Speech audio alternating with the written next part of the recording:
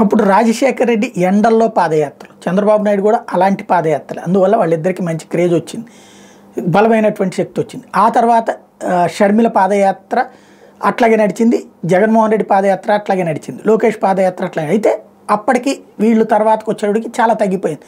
ఎండ టైంలో తగ్గించుకుని పొద్దున్నే నడవటం, లేకపోతే సాయంత్రం పూట నడవడం, అంటే వెనకొచ్చే వాళ్ళకి సేఫ్టీ కోసమే కాదు, వీళ్ళ సేఫ్టీ కోసం అట్లా నడిచిపోయింది.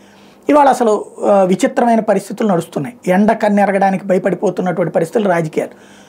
చివరికి పవన్ కళ్యాణ్ 2 సార్లు 3 సార్లు బ్రేక్ ఇచ్చి జరానికి మందులు తీసుకోవాల్సినటువంటి పరిస్థితి వచ్చింది. బట్ 70 ఏళ్ళు దాటిపోయినటువంటి నరేంద్ర మోడీ, 75వ ఏడుకు వస్తున్నటువంటి నరేంద్ర మోడీ ఏం తిరిగేస్తున్నారు. రోజుకి 3 రాష్ట్రాలు, ఒక్క రోజులో ఉత్తరప్రదేశ్, తమిళనాడు 3 రాష్ట్రాల్లో ఒకే రోజులో తిరిగి మధ్యప్రదేశ్ ఉదయం ఏమో ఉత్తరప్రదేశ్, మధ్యాహ్నం మధ్యప్రదేశ్, సాయంత్రం చెన్నైలో రోడ్ షోలు. 73 ఏళ్ల మనిషి మాత్రం దేన్ని లెక్క చేయకుండా తిరిగేస్తున్నారు. అందులో రోడ్ షోలు చేస్తున్నారు, బహిరంగ సభలు చెప్తున్నారు, ఎక్కడికక్కడ ఎక్కడా తగ్గట్లేదు. అది అంటే శక్తి అనేటువంటిది మనం రాత్రి పగల కష్టపడే తత్వాన్ని బట్టి ఉంటుంది.